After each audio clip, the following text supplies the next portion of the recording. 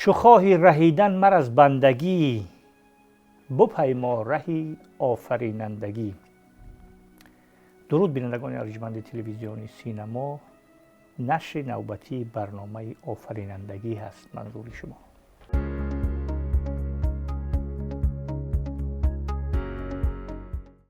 در این برنامه با حضور فیلسوف و انسانشناسی معروف ملی، عضو وابسته اکادمی ملی علم‌های تاجیکستان، دکتر علم‌های فلسفه، پروفسور دیرکتوری مرکزی آنتروپولوژی نزد ریاست اکادمی ملی علم‌های تاجیکستان استاد محمد علی مظفری صحبت می‌آوریم در اطراف موضوع محوری که همین شب و روز خیلی مهم است برای ما و از جانب سرور دولت در دایره پیام نوبتی ارائه گردید. تمدن آریایی، کانون تمدن آریایی، حکمت تمدن آریایی، فلسفه تمدن آریایی و در یک صحبت قبلی با حضور استاد در مورد سرچشمه‌های تمدن آریایی صحبت کردیم و فکر می‌کنم که این ادامه منطقی همون صحبت است، فقط سر موضوعی فرهنگ و تمدن آریایی در شرایط برخوردهای تمدنی.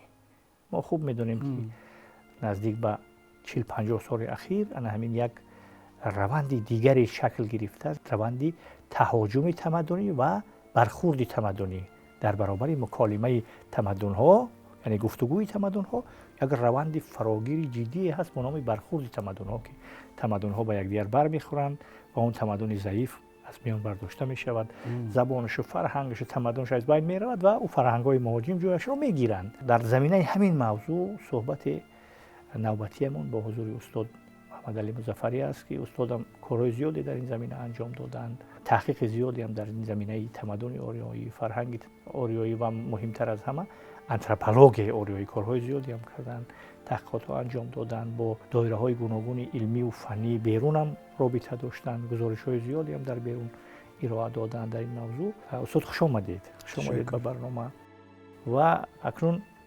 دنباله همین موضوع رو میکنیم که شرایط امروزه که برخوردها جدی‌تر میشوند، دشمنان سخت‌تر کار میکنن از مثلا شرایط امروزه، وسیله‌های امروزه، وسایل امروزه، مسیر فنی و تکنیکی و اینترنتی زیاد استفاده میبرند، اخبار زید و نقیض پهن میکنن، تحریف کاری‌های تاریخی انجام میدن. همه اینها البته به خاطر آن است که یک فرهنگ و تمدنی دیرپای به نام تمدن آریایی آهسته آهسته از میان برداشته شد و جای رو فرهنگ‌های بی بنیادی که یک عمر ملت ما را از درون خوردن مثل کرم، اونا جایگزین شوند. این بازی همین است، نبردها همین است، نبردهای فنی و تکنیکی و اطلاعاتی و مغزی همین است، همین گونه کار رو میروند و در برابر این ما اقدامات ضروری میکنیم. من همین دو پیشنهادی که سرور دولت در پیام ارائه داشتن، یکی تأسیس مرکزی بین المللی نوروز در شهر دوشنبه و یکی تأسیس کانونی یا که مرکز تمدن آریایی، از جمله اقدامات و ابتکاراتی هستند که در شکل یک برنامه مفصل و منظم و سیستمی دولتی و سیاسی و مفکوروی و فرهنگی و علمی و مدنی و هنری هستند که ما را میتوانند در این بازی‌ها به آسیب و پیشتر برند. بار دیگر استاد تشکر عرض میکنیم که دعوت ما را پذیرفتید و میاییم سر این که فرهنگ و تمدن آریایی که ریشه‌هاش قدیما، سرچشمه‌هاش هم در برنامه قبلی ارائه داشتید، این سرچشمه‌ها که از ودا و اوستا ترکیب یافتند، اینها، این دو سرچشمه و این دو کتاب مهم در شرایط امروزه اگر همینطور گفتن ممکن باشه که در شرایط امروزه ما رو چگونه میتوانند معرفی کنند؟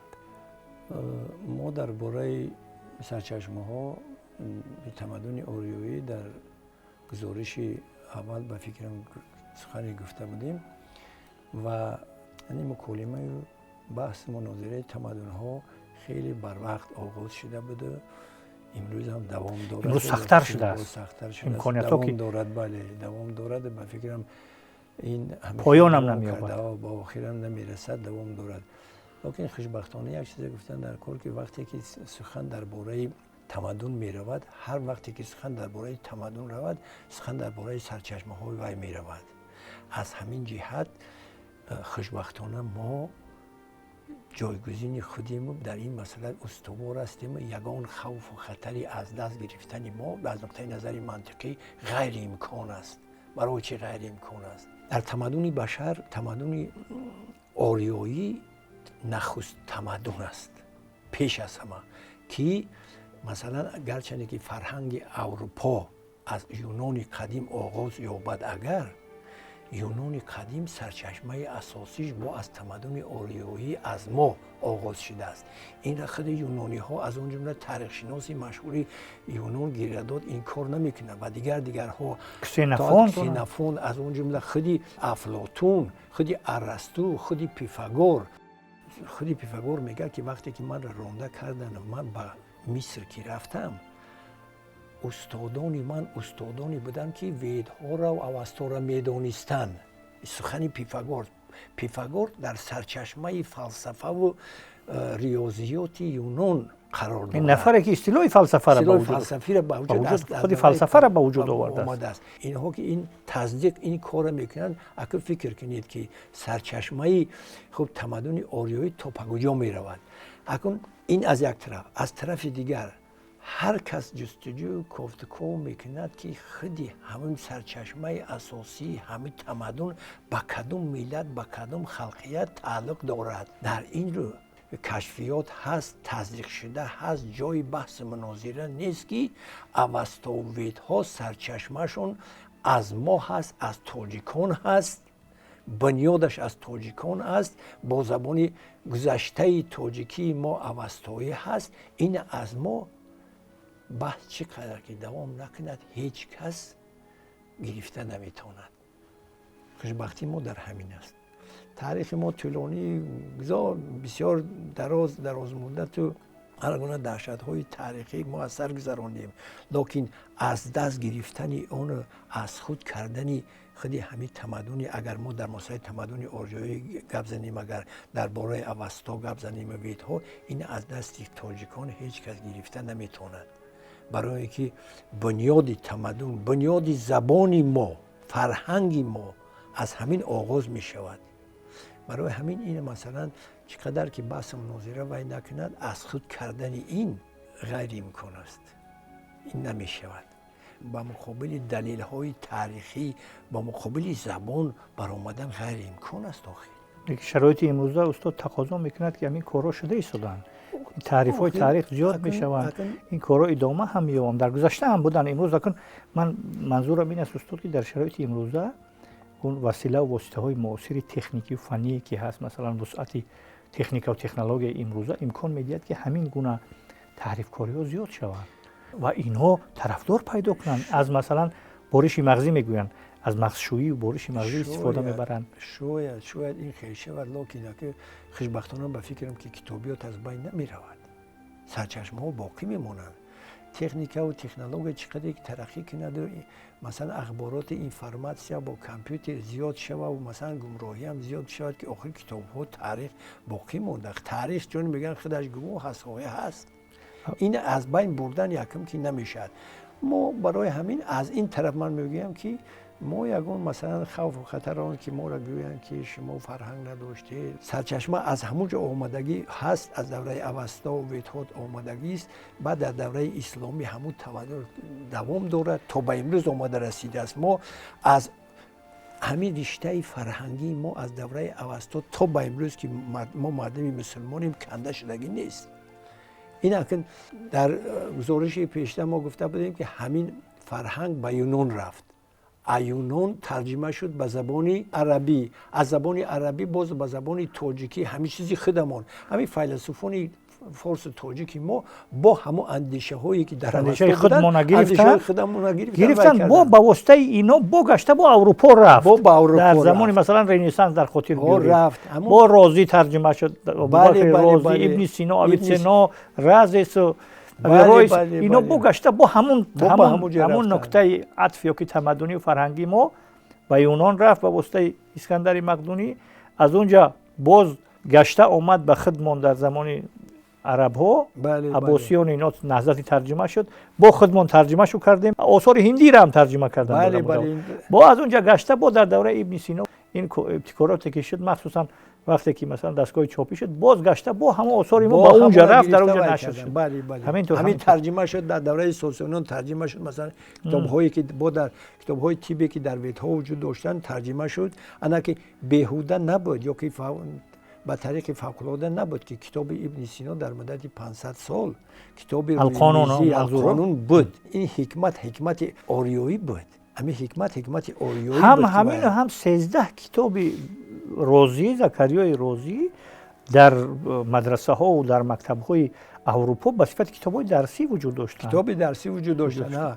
اینها مثلا یک تاریخ خیلی میشود، بعد بحث مناظره خیلی میشود که مثلا هر کس دعوا میکنه که من این خیلی مهم همین منظوری منم استاد این است که ما که عقب نشینی کنیم دیگران میگیرن و فرهنگ حتما که اون دست به کار میشن. منظور من این است که اگر ما خودمان اقدام نکنیم، همون اقدامات نکنیم، در سری همون تمرکز نکنیم، فکر نکنیم، اون رواج ندیم، اون ترجمه نکنیم به زبان‌های گوناگون، اون مشکل حتما که ایجاد میشود.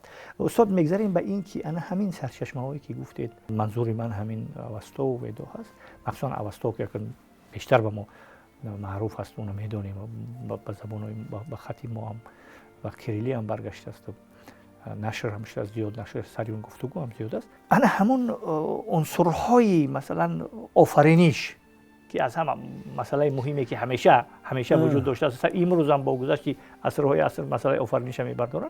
یک چند تا مثلا قیاس هایی کنیم از مسئله آفرینش که در اوستا چگونه ظهور کرد و چگونه همین موضوع انتقال یافت به کتاب های دیگر و کتاب های دیگری مقدس این اون بعد یک فرمول که قالب دینسازی ها را به وجود آورد. همینطور نیست؟ بله بله. مسئله آفرینش در همه کتاب های مقدس مسئله اولین نخستین ماهیتی حسابیده می شود. همه سرچشمه از زمین میگیرد. آفرینش در کتاب های مقدس که چقیل هستند. از این مسئله از کتاب های مقدس آغاز جهان بینی از اونجا آغاز می شود. چقیلی که هست اگر گیریم مثلا قرآن برای ما همچون یک سرچشمه تشکل دادن جهان بینی است. تورات هم بگیری همینجا، انجیل هم جهان بینی دینی است. جهان بینی یا که مثلا بودوی را گیری، ویدوی را گیری، داوسی را گیری، همه همین بنیاد سرچشمه از همین آغاز می شود. انا اکنون مسئله آفرینش خیلی که گذاشته شده که باشد این هم یک سرچشمه جهان بینی می شود. مثلا اندیشه های هستند که گویا که مثلا اوستا این دینی یکتاپرستی نیست. همین خیلی اندیشه ها خیلی وجود داشتن در بین مردم، در بین تحقیقاتچیان، در بین مردم که یکتاپرستی نیست. اوستا دین یکتاپرستی است. اهورامزدا خدای یکه و یگانه است. اعتراف است خدای یکه و یگانه اهورامزدا. این یکمین دینی مونوتئیستی میگن. همین دین زرتشتی دینی مونوتئیستی است. دینی ثنویت نی. برای چی دینی ثنویت؟ برای چی دینی دوخورگی، دوتاپرستی، ثنویت، دوگانگی؟ برای چی این خیلی نیست؟ دوالیسم میگویم. برای چی نیست؟ برای آن که در خود متن اوستا میگوید که در اوستا میگوید که اهورامزدا خدای یکه و یگانه اول عالم را در شکل تصوری آفرید. البته این خیلی مشکل است فهمیدنش، اینه که در شکل تصوری آفرید. انا کن شما باید بیارید که شکل تصوری در فلسفه اروپا آرتور شپنگر چی میگه؟ جهان این اراده هست، تصور است. در شکل تصوری مادیات وجود ندارد. این در اوستا گفته شده است. یعنی خدای تعالی عالم در تصور آفرید. در زبان اوستایی میناگ میگویند. میناگ در تصور آفریدن عالم. لکن بعد مینو شد در این جهان مینویی در زرتشت. بعد از این گیتیچ، این گیتی که ما میگوییم دنیای مادی. انا که میگویند که در اونجا اهریمن آرموز و اهریمن نخست بنیاد و نخست اساس بودن. نه، در شکل مینا خدای تعالی وقتی که آفرید دنیا را، عالم در تصور، یعنی شبه دنیا در تصور اگر گوییم، در زبان مثلا لاتینی میگن، اینا میگن که منتالی، در شکل منتالی، در شکل تصوری آفریدن. در شکل تصوری آفریدن مادیات نیست. انا وقتی که در شکل گیتی که میشود، در همین شکل گیتی که عالم که در مادیات که میشود، انک مبارزه زیدها و اهریمن اینها با وجود میبیایند. حتی پیش از این در زروانی استاد پیش از زردشتیه یک آیین دیگر داریم، زروانیه. بله بله. خدای زمان، زروان اکرینه میگن و صفتش اکرینه یعنی بیکران بودن. اونجا یک اسطوره هست، اگر روایتی از در خاطر هست که مثلا زروان از زروان دو پسری دوگانیک تولد میشوه و اون در بطنش هست، میگوید که اگر کدامش پیشتر تولد شد جهان به همون میتیم میبخشم. اهریمن از همونجا میشنود تیز بطن مادرش شکاف میکند، سوراخ میکند، میزند میبروید. اینها نمی دخترگی در شکل مادیات میشود.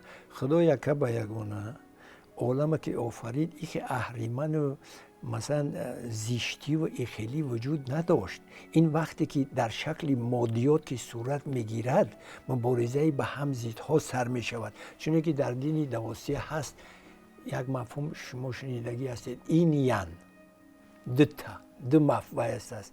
در شکل اولش یان هست، یعنی در شکل همین میناگی که گفتیم، نیست یگان چیز. خدای تعالی چیزی بد و ویران نمی آفرد.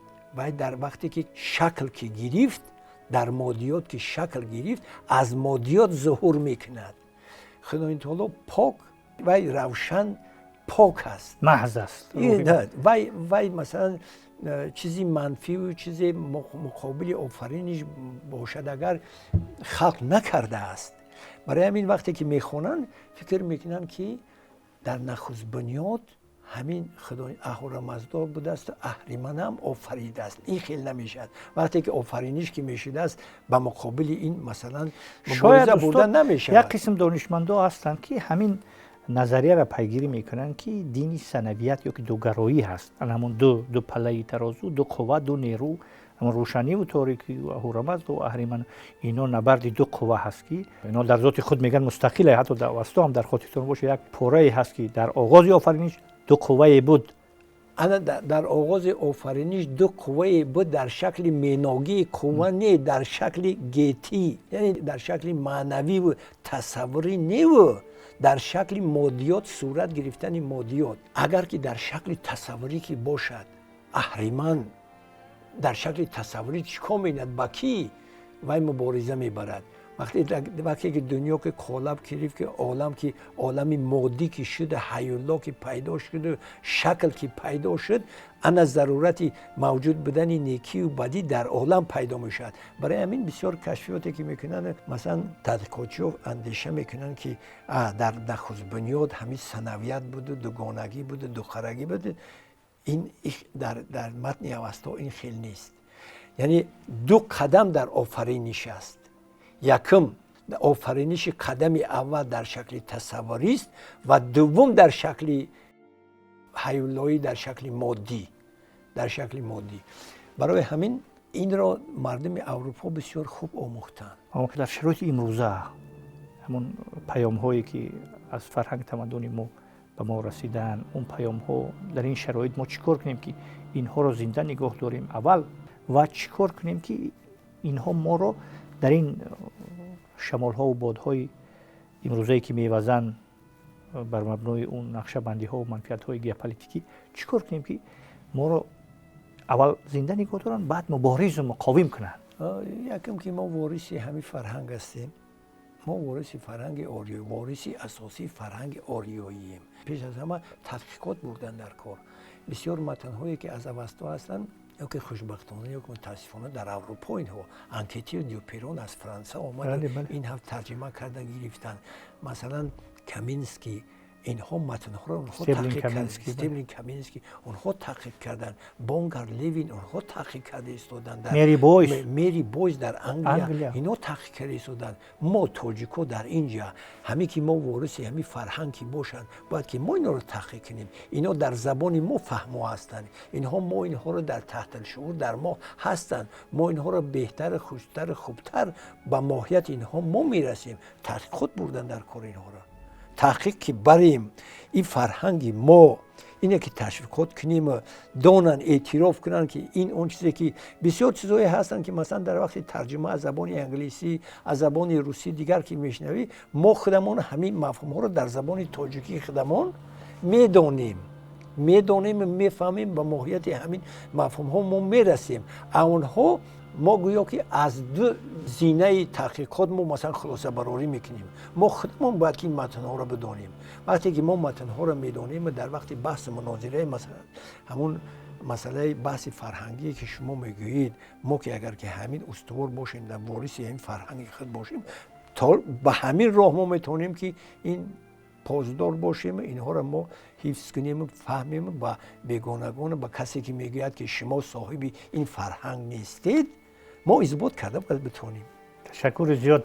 یادآور میشیم که صحبت داشتیم با دکتر علوم‌های فلسفه پروفسور عضو وابسته اکادمی ملی علوم‌های تاجیکستان استاد محمد علی مظفری در موضوع فرهنگ و تمدن آریایی در شرایط بحران‌های تمدنی. لحظه خوش، روزگاری بردوام، دائما ایامتان بادا بکام.